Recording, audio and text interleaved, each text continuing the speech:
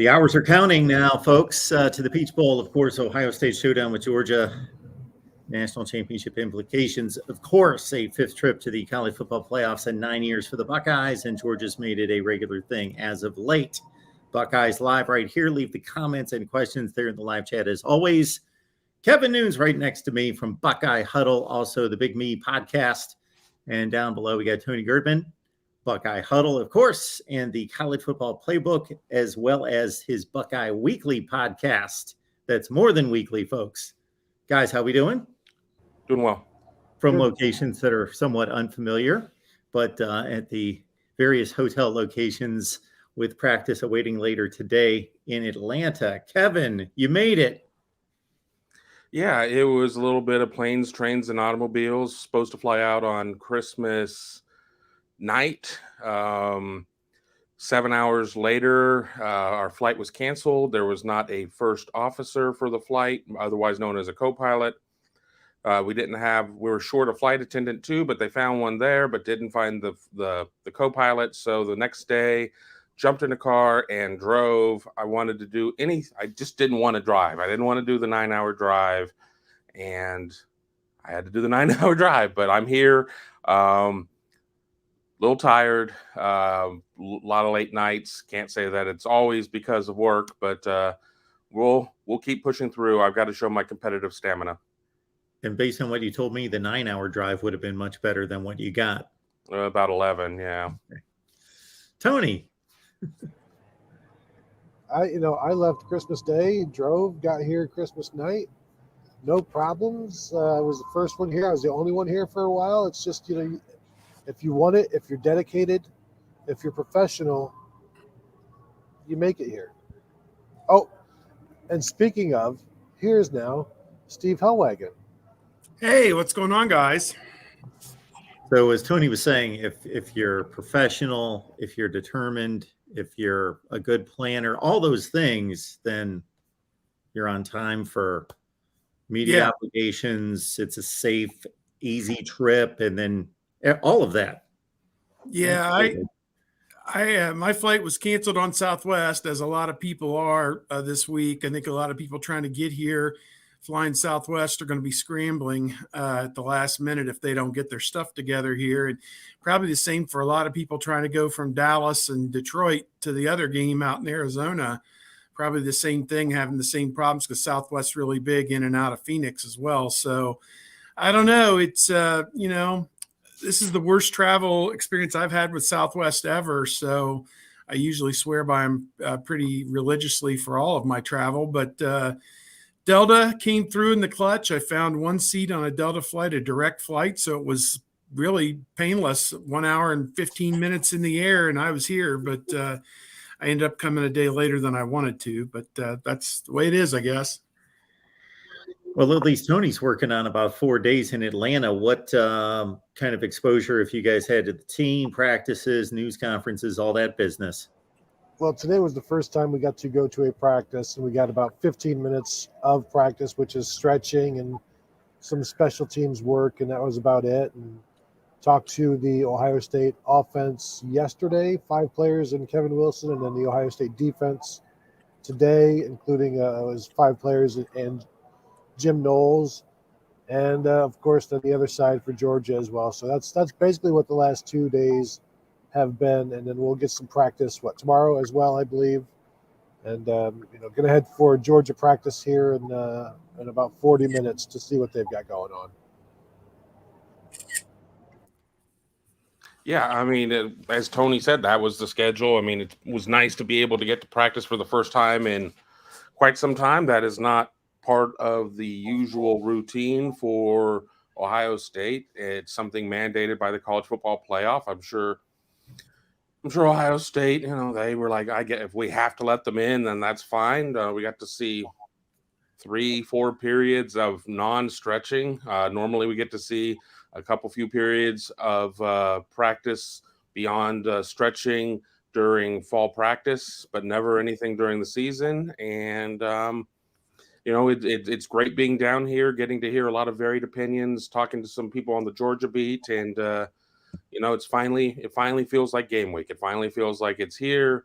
I haven't necessarily been super excited about a lot of the bowl games that I've watched so far. Fell asleep at the end of the Wisconsin game this morning because it was a 10:15 East kick and a game that just felt like it went really slow. But it was also a really weird game because Luke Fickell was coaching, and how many times does a new coach that's brought in from outside the program go and coach the bowl game? So a lot going on, and lots of appearances, including here on Ohio State Buckeyes Live. Did Brian Kelly coach both? I'm sorry. Did he coach Central Michigan and Cincinnati in bowl games when he went from Central Michigan to Cincinnati that year? I don't remember. I mean, that would be odd, but it's been a few years ago. I don't remember that. There is some kind of situation that was a rarity there, Tony, but I can't put my finger on it either. Yes.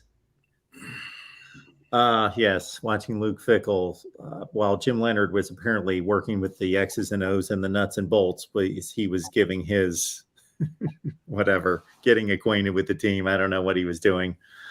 All right. The overriding word out of this week, I think that's gotten to most of us, just has to do with Ohio State having to respond to the underdog tag, Tony. And do you think they fit it well? They feel comfortable? They don't care? Well, they're talking a good game, and they like the Ohio against the world mentality that they preach. But I mean, at this point, it's just talk. We'll see how they respond, because we heard so much talk prior to Michigan, and we saw how they responded. So at this point, I think a lot of people are in prove-it mode in terms of, they like being in this underdog role. And under Urban Meyer, they were very good at it. Ryan Day, the last couple of times, they won one by 3 touchdowns and lost one by 3 touchdowns or whatever. So maybe this is the rubber match in terms of the last 3 times they've been an underdog. But they're saying the right things, and I guess that's fine. I think it comes down more to just doing what you do and executing. And the motivational stuff, I'm kind of over it right now. Yeah, it's the whole 1-2 thing. I take them at face value when they say they want to be here. And I think the sting of losing to Michigan, it was 32 days ago now, is probably gone for these players. And I think it was really interesting. I was sitting behind one of the bowl media people, and Clay Hall, the news director from Channel 6 in Columbus, asked a question about,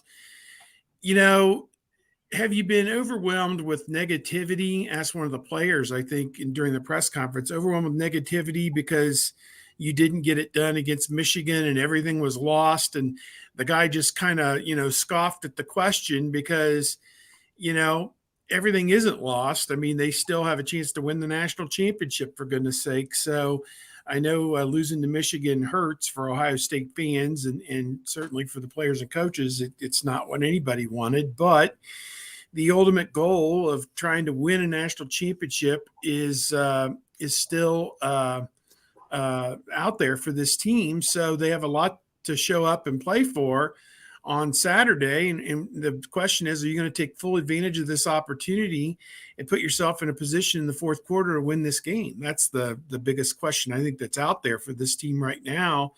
And I posted the video with Coach Knowles here this morning, and a story to accompany that with a lot of what he had to say.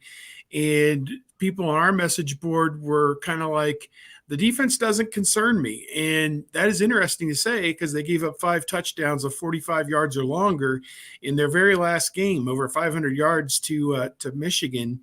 And they're like, I'm more concerned with Ryan Day calling a good game on offense and putting the offense in position when they're in the red zone to put the ball in the end zone. So I guess that's some analysis about this matchup, or maybe where the Ohio State program is right now. I don't know if it's just me, and I've made this comment a few times during our discussion since the Michigan game, but this team just seems like a wild card to me. Like, I know what I'm going to get out of Georgia. I know what I'm going to get out of Michigan. I even think I know what I'm going to get out of TCU more so than Ohio State. And that could work to the positive or to the negative. I just can't remember And you guys tell me if you can set a time and a place where Ohio State went into this big of a game where at least, again, this could just be me. I don't know what I'm going to get out of them. Now I could think back to maybe 2016 Clemson. And once the final result came in at 31-0, I thought, whoa, I didn't see that coming. But going into the game, I thought I knew what they were. Yeah, I mean, there are a lot of different outcomes that could come out of this. I mean, I guess truly win or lose, but I mean, I just don't know what to expect. And I'm supposed to sit down and write my prediction here in the next day or so for Buckeye Huddle. I've done several interviews already. I've only had one pin me down, and I picked Georgia at that point. And I'm starting to come around, talking to some Georgia people who told me some things that are, give me reason of thinking that Ohio State certainly has more than just a puncher's chance in this game. But no, you don't know. Does C.J. Stroud have time to make throws? Does Emeka Egbuka or Julian Fleming step up big in that number 2 receiver role and allow Marvin Harrison to do some things? Does Ohio State take the LSU approach and throw for 502 and only rush for 47? If you 99 out of 100 times, 999 out of 1,000 times, if you tell me a team's going to rush for less than 50 yards, that they're going to win the game, I tell you you're crazy. But, there certainly is an opportunity because Georgia is just so stout against the run, but, seems to have some leaky issues in terms of its secondary. And if Ohio State goes truly vertical and not just, running some intermediate things, who knows? So I'm still a little torn on my decision at this point. I'm going to have to do some reflection and soul searching over beers tonight and probably write in the morning. Mark, what we found is that the Peach Bowl people are very hospitable. They had a whole cooler full of one of those upright, door opening cooler things full of cold beers. They had some good food last night, some brisket and creamed corn, and man, it was really good. And then they had an Italian ice machine filled with peach slushy that had some hint of alcohol inside of it. So, yeah, just a little hint of that. I know I was feeling that at about 7:45 this morning when I was waking up to head down for the interview. So I'm trying to still here at 1:14 get the cobwebs kind of cleared out, and really excited to continue this week down here. It's like for me, to take the lazy man's approach would be Michigan wins by 10 to 15 points. Georgia wins by 10 to 15 points. It's chalk. There we go. There's your prediction. And nobody's going to scoff at that or take you down the next day after the game and say, you knucklehead, you don't know what you're doing. But I try to figure out, okay, is there something here that we can latch on to really be ahead of the curve and envision what's about to happen from an underdog's perspective, and where's the path? And I see the path for Ohio State. I just don't know if I believe in it. Well, I think one of the things that Ohio State has in its favor is defensively against Michigan.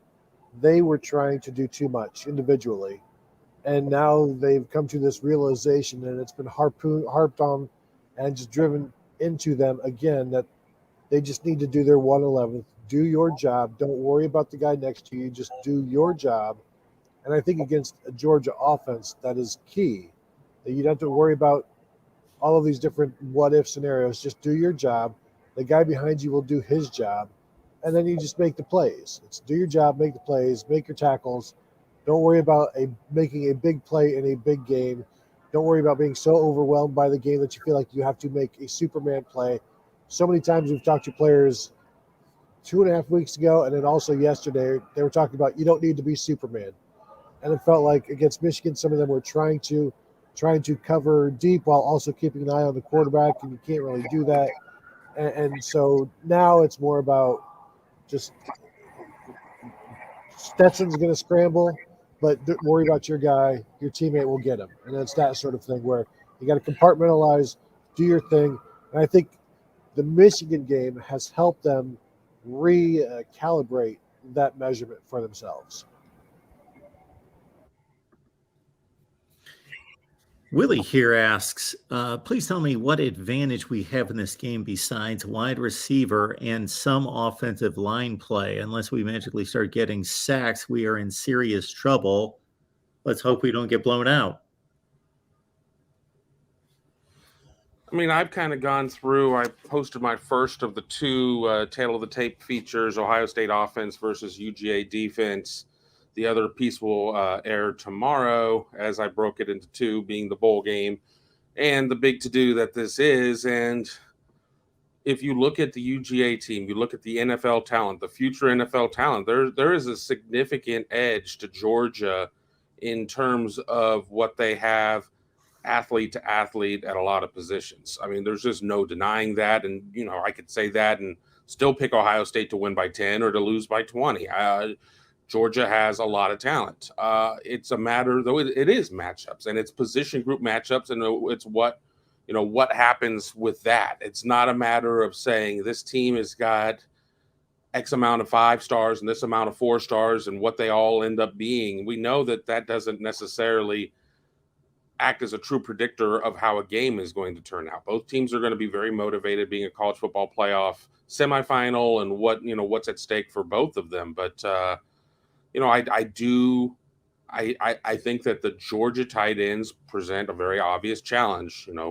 Bowers and his athleticism and his speed, and Washington being pretty much a taller version of Zach Harrison out there playing on offense. But I like what I think the Ohio State defense can do against A.D. Mitchell and Ladd McConkey in the Georgia passing game. I think that Ohio State is going to have to go out there, and I think Marvin Harrison Jr. could have a huge game if C.J. Stroud can find him. But you've got to protect him. I mean, if the Jalen Carter's coming up the gut all the time because Whippler, Jackson, and Matt Jones are unable to contain him, you're not going to be able to run long routes. You're not going to be able to run complex routes with double moves and things of that nature. C.J. Stroud is going to have to be able to move the pocket. Dare I anger the masses and say C.J. Stroud is going to have to do a little north-south running? I really do, and not necessarily a designed Q run, but there are going to be times where he ends up taking it outside the pocket and can go and pick up 5 or 6 yards and stay ahead of the chains. That's going to do a lot for Ohio State in terms of keeping drives alive, keeping the Georgia offense off the field, et cetera, et cetera, et cetera. All these things that we normally talk about in terms of teams playing Ohio State and how they were supposed to slow down this juggernaut of an Ohio State offense. So I'm not as concerned about, this matchup versus that matchup. It's more of the team effort and what's going to come out of it. And I think Ohio State learned a lot of lessons in the Michigan game. Now, just because you learn something in the classroom, in the lecture, can you take it into real world experience? That's the question. Looking at the 247 Sports team total talent composite. Georgia's got 85 commits on the current roster. Ohio State's at 84. 15-14, Georgia in 5 stars. 53-52 in 4 stars. But Kevin, you went position by position units, and you broke it down and see Georgia with a slight to decided edge just about everywhere.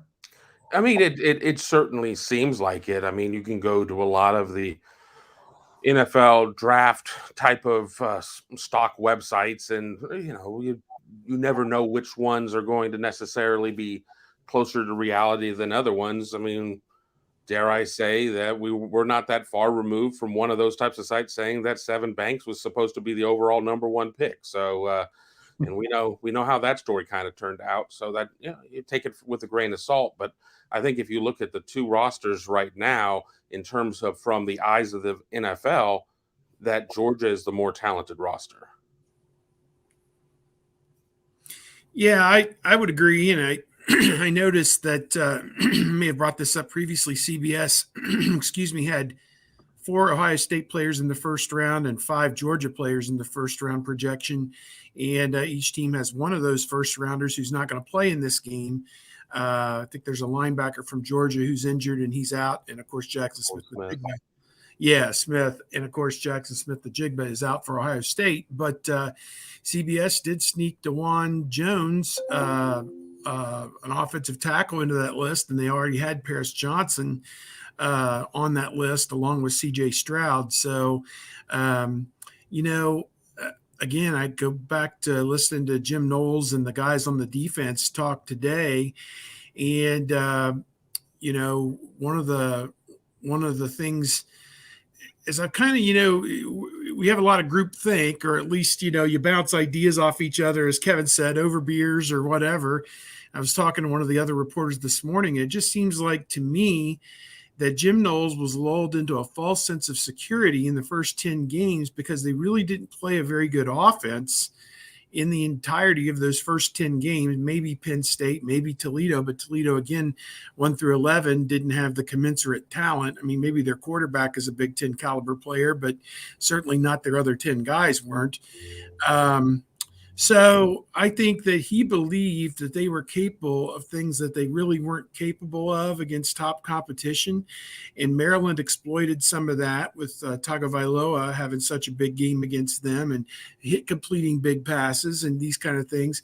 And it was kind of like, as I explained it to a friend, it's kind of like the Michigan game in 2013 where they won the game like 42-41, gave up a bunch of yards and a bunch of points to Devin Gardner. It was a 2-point conversion at the end. I think Brady Hoke would have been the coach then, and he went for it to win the game and beat Ohio State. And Ohio State got the deflection or whatever, interception maybe by Tyvis Powell. Tyvis Powell interception, yeah. So they asked Luke Fickell, the defensive coordinator, after the game, like, what gives? And he goes, hey, did we win? And yeah, I mean, you won that game, but you got, you know, obliterated the next week against Michigan State, 38-24 in their 38-28 in the eating pizza in the golf cart in the basement of Lucas Oil Stadium game with good old Urban Meyer. And then, you know, the same principle applied here with Maryland. You go into the game the following week and you're still giving up those huge plays to Michigan. But the other thing that came up was this Michigan game felt a little bit different than the Michigan game the year before, because it seemed like whether it was offense or defense, Michigan the year before at Ann Arbor dominated that game, whereas Ohio State dominated the play other than those 5 or 6 huge chunk plays that Michigan hit. So I don't know. It's any way you want to look at it, it was a loss. And, you know, you're going to look for silver linings, I suppose, anywhere, but they got to play a lot better. And I've been accused of being, as John Cooper used to say about fans and reporters, you're too dang negative. I've been too dang negative this month, and I'm just gonna relax and let the game play out and let the chips fall where they may. Either they win it or they don't. And in 5 days, we'll have the answer. Tony, what would you say about the Buckeyes secondary play? I think that this is huge.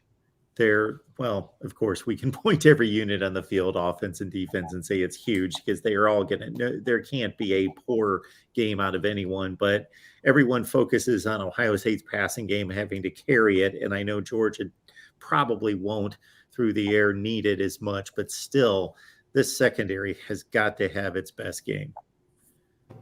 Yeah, the thing that maybe a lot of people don't realize about Georgia is they throw it a lot more than you think. A lot of people think Georgia's going to pound it, and run it. And we've seen so many people talking about the comparisons about how Georgia's a lot like Michigan. Georgia throws the ball more than they run it. And so they'll want to do that against Ohio State as well, you would assume. And so corners have to be aware, have to stay physical, but not overly physical, dealing with just one receiver playing and 2 tight ends playing at a time. So they're going to have different matchups that they're going to have to be ready for. Then the secondary, the safeties are going to have to watch out for the scramble, and then the secondary release of these routes. And so this is all stuff that they're dealing with. And you know, Stetson Bennett scrambling, it's going to make everything even more difficult. And then the other thing that Georgia will do is just randomly they'll go tempo, and they're really good at it. And they'll do it for short bursts, and it's very effective. And so Ohio State's going to have to deal with all of that. Now, what Georgia is not is a big play offensive passing game. They don't have a lot of downfield stuff. They spread it all over the place, east, west, and they'll pick up effective chunks, but Ohio State has to tackle those. Georgia, on the other hand, their secondary is like 115th in passing plays of 40 yards or more allowed. They give up about one a game.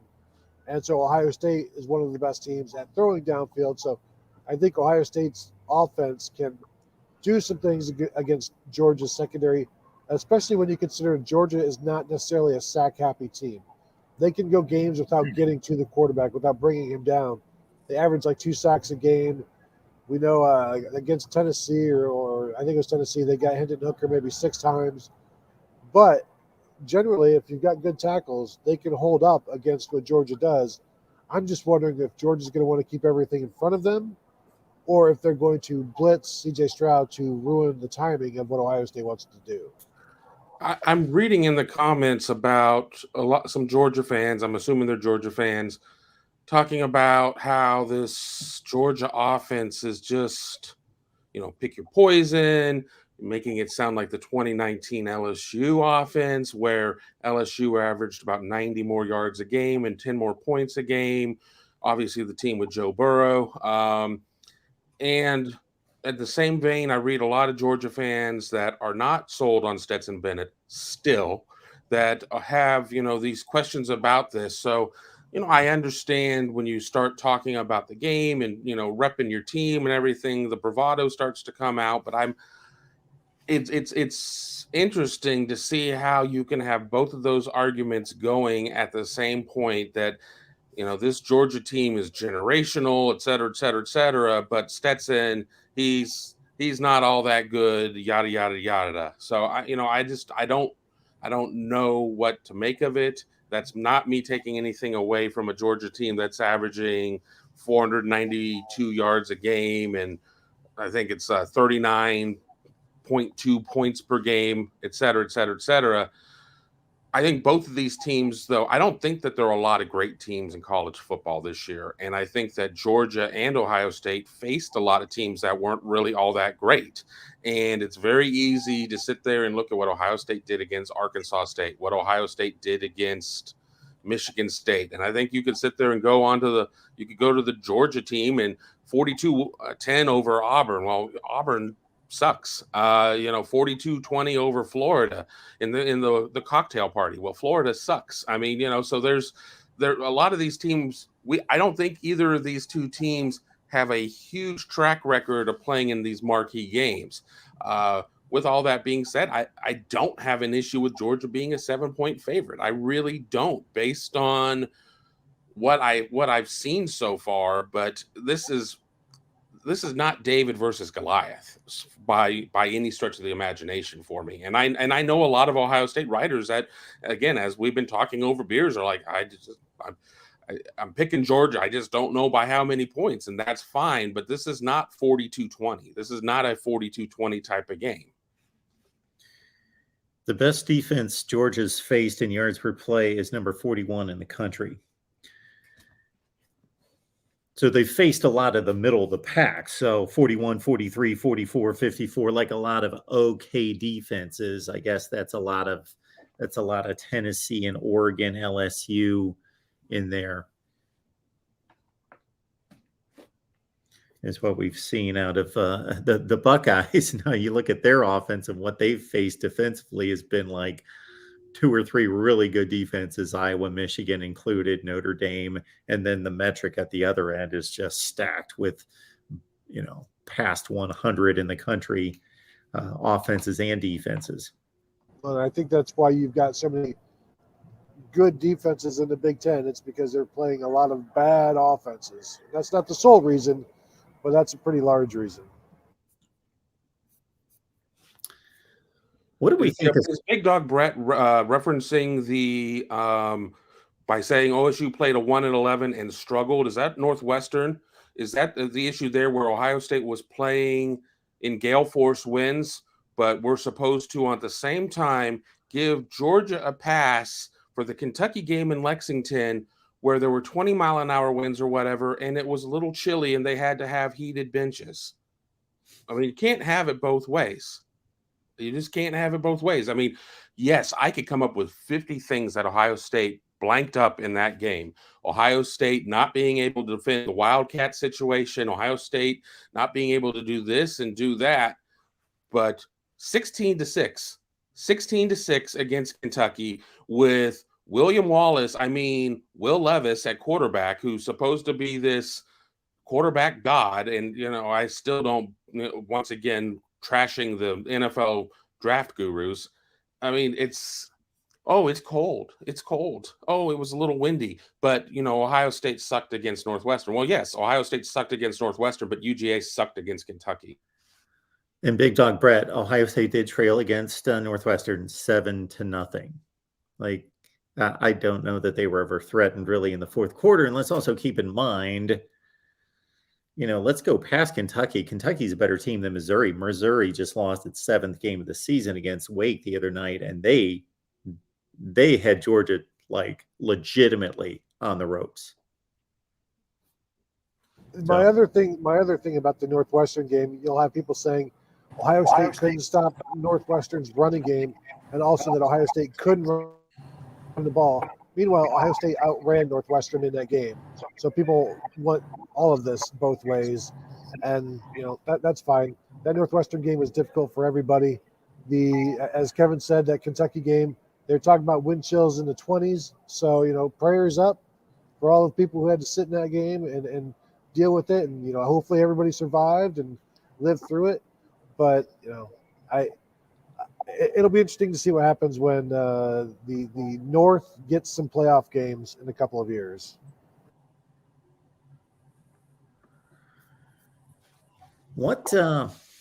And we'll remind everyone, Ohio State Buckeyes Live, we do this all year. So 52 weeks out of the year, this is just not a big game thing. So if you're stumbling upon us for a first time, lock it in every typically Wednesday, but you got to subscribe.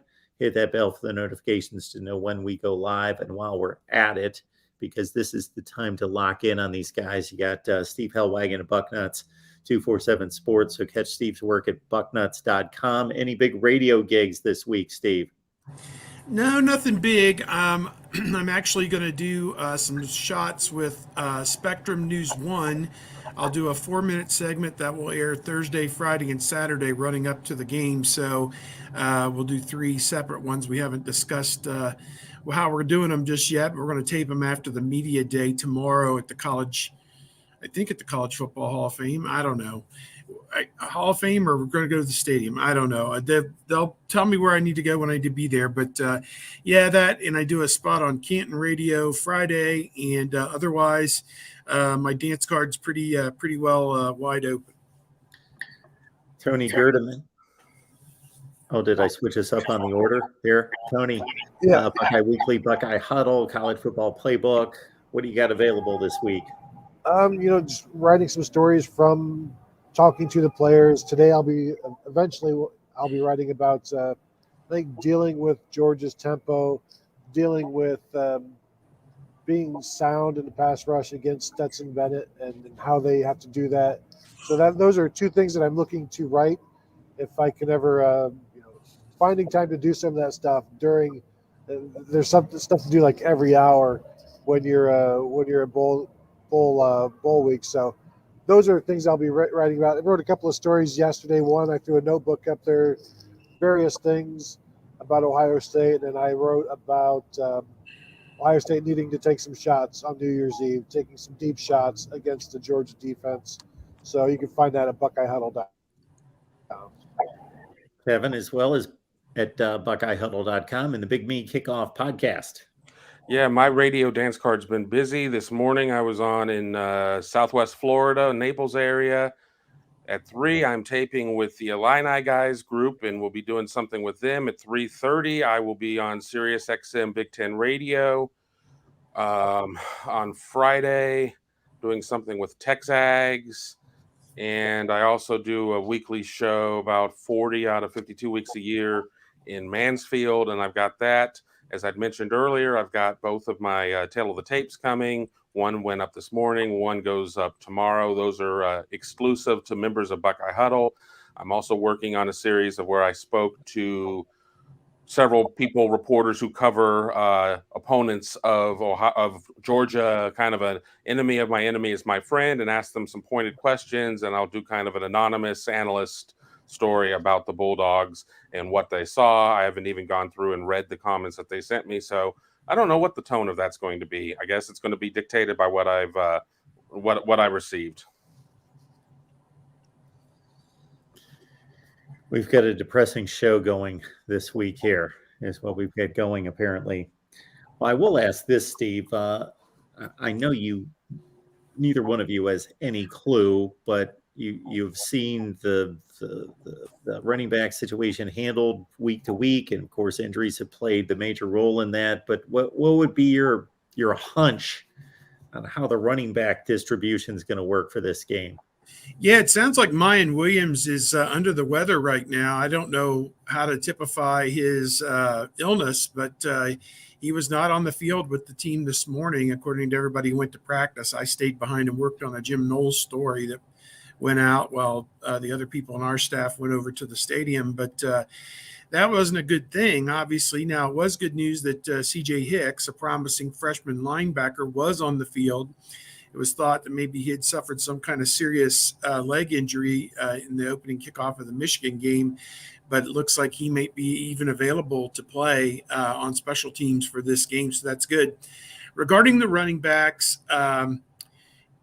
if Williams is limited, then it falls to Chip Trayanum, the 235-pound erstwhile linebacker who did play running back for 2 seasons at Arizona State.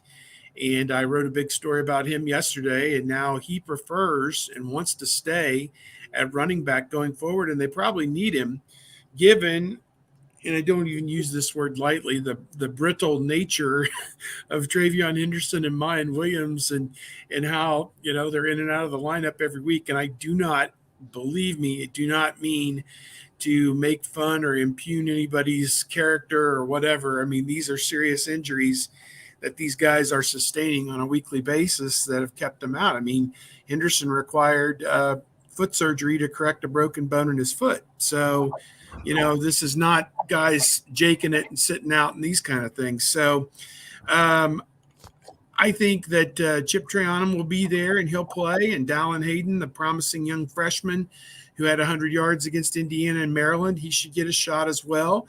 And the three of them are going to go and try and make a go of it. And that's all Ohio State can do. They say Mayan Williams is fine health-wise other than the illness. So I take that to mean if he's available, he would start, get a few carries, get his feet wet, and then get the other 2 guys in the game as well and, try and utilize them. The issue is Georgia, I think, is number 1 nationally against the run. So there's a lot of people and there's a mindset out there that Ohio State should entirely abandon the run. And, unless they're having some kind of success with it, which seems unlikely, given the injuries and how good Georgia is, I mean, maybe just throw the ball 45 times and let it all hang out, I guess, because LSU did give up 502 yards passing, or Georgia gave up 502 yards passing to LSU in the last game. So that's my inclination on it is they'll have running backs. How effectively they'll run the football, we don't know. And maybe they should try and throw it to beat this team. I don't know. They want to be balanced, but and it's been hard for Ohio State to win a game when they don't establish the run, but this may be one of those instances. Yeah, I mean, I was at practice. I saw C.J. Hicks there. I saw Matt Jones back, offensive guard, going through drills, had his knee braces on like all the other offensive linemen do. But we saw times where Enoch Mahi was in there as well. So, that probably comes down as a game time decision. We will get the availability report to release a couple hours before the game on Saturday. So to be continued there. Talking about just the running back carries, Dallin Hayden was kind of the first one to go through drills while Chip Trayanum was number 2. Those are going to be your guys if you have a diminished Mayan Williams. People I'm talking to still are trying to say that a lot of the Mayan Williams things are being a little overblown, but could that be a little bit of subterfuge out there? Again, we will find that one out on Saturday night. I agree. It's rare that you talk about a team going all out, throwing the ball, and having an opportunity to win. You want to have a balanced team. I want a team that's 250 and 250, 250 rush, 250 pass. Urban Meyer and coach speak and everything else. Well, Georgia gives up 77 yards on the ground in the nation, period. Georgia really has not faced a murderer's row of running backs. At this point, Ohio State doesn't have a murderer's row of running backs. They don't have Trevion Henderson, period. We don't know what Mayan Williams' availability or the amount of usage will be. I don't think that there is a huge necessity to run a lot. And I spoke to somebody who covers Georgia, and he said more or less, if Ohio State insists on trying to establish the run, they deserve to lose the game. So, take that for what it is. Going vertical on Georgia seems to be the path. I tend to agree there. I said it earlier in the show. I think that it comes down to the biggest run I'm concerned with is CJ Stroud accepting what is in front of him and picking up a couple few yards here. Don't get yourself hit, slide, go out of bounds, whatever it is. But Ohio State can't get off schedule. If Ohio State gets off schedule, the snowball will turn into a cabin-consuming mass, and it'll be over before you know it. Meanwhile, the three of us need to compile a list of 16 quarterbacks better than CJ Stroud, apparently. I wasn't even going to comment on that. I just I have nothing nice to say there. That's a neat one there. 66% of his passes only threw 6 interceptions in 12 games. I mean, he has things that you can downrate him about, I suppose, that he's reluctant to run the football, but he's probably the best throwing quarterback in the top 2 or 3, I think, in the country, in my mind. I mean, I don't know. How do you finish third in the Heisman and you're the 16th best quarterback in the nation? That's stupid. Yeah, I don't get it. No, he is not the 16th best quarterback in the nation. He's not the 6th best quarterback in the nation. You guys have any interest in this other game and seeing it play out, or do you think it's pretty predictable? Tell your story, Kevin. Okay. Well, okay. We were at the end of interviews with the second half of the Ohio State defensive players, and the moderators asking questions, and nobody's asking questions. Everybody kind of asked. Everybody was more excited about the first leg that had Jim Knowles in it. And I leaned over to one of the Ohio State social media guys, and I was like, get ready for my TV style question, because there are newspaper questions, which you're asking the question because you're working on a story and you want to put together. A TV question is, I want a soundbite. I'm hoping to get a soundbite. So I was looking to get a soundbite. So I said, guys, meaning I wanted all 3 of them to answer the question. It's like, there's another national semifinal game going on. I know you're 100% focused on Georgia, but there's a game going on between TCU and some other team that you're familiar with. What are your thoughts over there? Any predictions? Lathan Ranson jumps in, spikes the volleyball right into my face, busts my nose, blood everywhere. He's like, we're only focused on Georgia. So that's the thing. Maybe I could have gotten an answer. Maybe I couldn't have got Tommy Eichenberg to say, in very short terms, how he wasn't really that interested in it. Maybe I could have gotten Jack Sawyer to give a funny answer. Jack's a very witty kid. But Lathan wasn't playing, and that was that. They tried to get the players to say who's Georgia the closest to. The obvious answer is Michigan, but of the teams that they played, but they eventually settled on Penn State was an acceptable answer to that question, that Georgia is most like Penn State, because they didn't want to say the Michigan word or even team up north. As far as that other game, I think it is very intriguing. You look at Max Duggan and what TCU has done, and as I wrote in my picks, when I was doing them during the championship week, by hook or by crook, TCU finds a way to win more times than not. I know obviously they lost in overtime, but for them to just get that game to overtime, I mean, considering how far down they were, and that had happened to them several times this year, that they had to make furious rallies, you can't count them out of any game. I mean, against anybody. So, People may think Michigan's going to go out there and walk all over them. I'm not entirely sure that's going to be the case, but I also have a very hard time picking TCU. Having said all that, I have a very hard time picking. It's kind of a toss-up game. I don't know. I maybe not a toss-up game. I think Michigan is favored by a touchdown, and it seems about right. But if they only won a close game, that wouldn't surprise me. And if TCU somehow, with Max Duggan doing some late game heroics, finds a way to get them in field goal position and they win by 3, that wouldn't surprise me either. So, but I would think it's Michigan winning that other game. Yeah, I think it's going to be Michigan winning by 14 in a game that feels like Michigan won by 35. I think that they're going to put the chokehold on TCU. There is a huge difference in physicality between those teams. I just don't see TCU being able to handle that type of physicality. TCU had been dealing, I don't know what the health is there. But they had players who were getting hurt along the way. I don't think that TCU is going to have much of an answer. It was kind of like the year that Ohio State beat Alabama in the semifinals, and then Oregon absolutely came off the top rope and smashed whoever it was that the Ducks played. And Urban was told about the outcome there, and he's like, I got to go. We got to start studying right now. I think that, I don't think Michigan is necessarily an explosive team, minus what it did against Ohio State. I think that this is going to be a game that is going to be definitively all Michigan.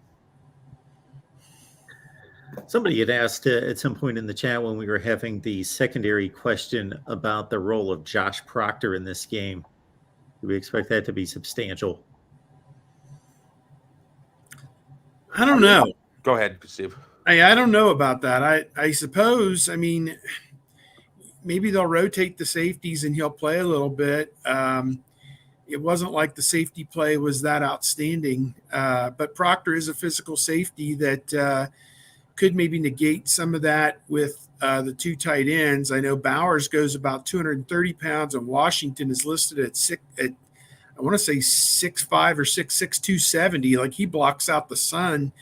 He's huge. So you are going to need some physicality to counter that, and you're going to need some athletic ability to counter that, because those 2 guys, are kind of the backbone of their offense in a lot of ways with their catching and their blocking. So you're going to have to come up with a solid plan. And obviously, Ohio State's plan for the tight ends against Michigan wasn't very good. They gave up the 2 big plays, the jump pass on 3rd down on 3rd and 1 that converted a 1st down, and then Lathan Ransom, I think, got caught staring into the backfield on another play, and the freshman got deep behind him and caught the touchdown. Colton something or the other got deep. Yeah, Colston Loveland. Colston Loveland, yeah, thank you. 45-yard touchdown. So, I asked Coach Knowles about that, and he had a really good, long, reasoned answer. And again, a lot of his answers come back to point the finger at me because I didn't coach him properly. He says he didn't coach Cam Brown properly on that play where he was isolated and missed the tackle, and wishes he had put him in a better position. But again, I go back to the idea that, I like Cam Brown. He's a good player, but, this isn't Sean Springs out there. This isn't an All-American corner that you can just leave on an island and assume he's going to make that play in that instance. And I think that was very foolhardy of the defensive coordinator to put the defense in that position in that situation. So, are they going to have bad calls like that in this game that Georgia can exploit? I think that's a huge question that Ohio State's got to reconcile and figure that out, because if the coaches aren't going to put the players in the proper position, then it's going to be a very long night. That to me is just, the beginning of the issue to me. All right, folks, we appreciate you being here each and every week, typically on Wednesday here at the Voice of College Football for Buckeyes Live with Kevin Noon, Steve Hellwagon, Tony Erdeman, and please join them on their respective sites and platforms as we've run down here over the last 45 minutes or so. If we don't have anything else, we can bid you guys adieu. We appreciate you carving out some time this week.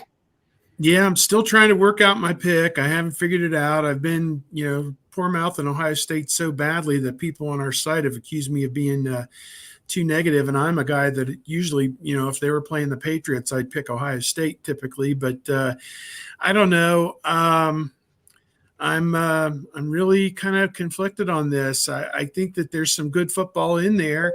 I just wish that we had seen it,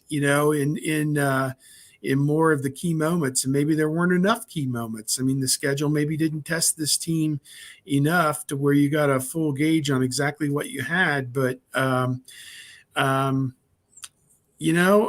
guess this game could go 37-34 either way. I just saw ESPN's computer model says Georgia wins 56% of the time by an average score of about 3 points. So, the computers think it's close. Of course, the computers don't play the game. And, I think if Stroud can have that kind of huge game and Ohio State can somehow get into the high 30s and low 40s or wherever, then they're in this thing in the fourth quarter. But, are they going to get enough stops on defense? Are they going to hold Georgia in the red zone with those tight ends that are just going to be such a mismatch, down there in the red zone particularly? So I'm open to anybody's suggestion. If anybody has any ideas on what I should do, send them along. I'll read them and give me your reasoning why you think this is going to happen, and maybe I can be swayed. But I'm thinking it's a tight game either way. Yeah, as I told the story earlier, I went on one show and picked Georgia, fully expecting by game day that I would probably pick Ohio State. Right now, I'm within about a 14-point range, one way or the other. Not 14, this team wins by 14 or that team wins by 14. Just, either Ohio State wins by 4 or Georgia wins by 10. I don't know. I think the most telling stat for me is, what does Ohio State do in the red zone? What does Ohio State do in the red zone? 1, are they putting points up? And 2, are they putting up 7s instead of 3s? We can go back to the 2019 game against Clemson, and they were putting up 3s. And even though it looked like they had the game in hand for a while, then they didn't, and they had a couple of bad breaks. You move to 2020 game against Clemson, Ohio State's putting up 7s, and they smacked Clemson around, even though Clemson got on the board first. So if Ohio State is able to score in the red zone, and, of course, the great equalizer there is if Ohio State instead is hitting 25-yard touchdowns, which is not necessarily something anybody's proven before. So, I mean, LSU, had some bombs. Things could happen there. But I think that Ohio State certainly has an opportunity. I think this Georgia team is really, really good, but we're not that far removed. Before the Michigan game, everybody was saying, it's 1 and 1A. It's Ohio State and Georgia. It's Ohio State and Georgia. Well, Ohio State laid an egg. Ohio State played bad. I think the biggest concern, though, I have right there is it's not like Ohio State looked great against Maryland. We've already kind of talked about the Northwestern game. I mean, the last time that I really feel like Ohio State came out and played Ohio State football was the Penn State game. And people who didn't watch the game will be like, well, that wasn't really a huge margin. Well, Ohio State really took it to the Nittany Lions. JT Tuimoloau had a freaking amazing game, et cetera, et cetera, et cetera. If they can channel some of that Penn State, Katie bar the door. Again, check out Kevin's work at Big Me Kickoff Podcast, Buckeye Huddle, and Steve on Bucknuts 247 Sports. And we will be here, the voice of college football, throughout the rest of the weekend, leading into Michigan TCU, followed by Ohio State and Georgia. So lock it in here as well. Guys, we know you're running around trying to track everything down, get your stories posted and all that business. So thanks for making the hour possible this week. Yep, no problem. Absolutely. Hopefully next week we'll be talking about a matchup with Michigan or TCU. We'll see. Absolutely. That would be good. All right, guys. Enjoy. Yep. Thank you so much.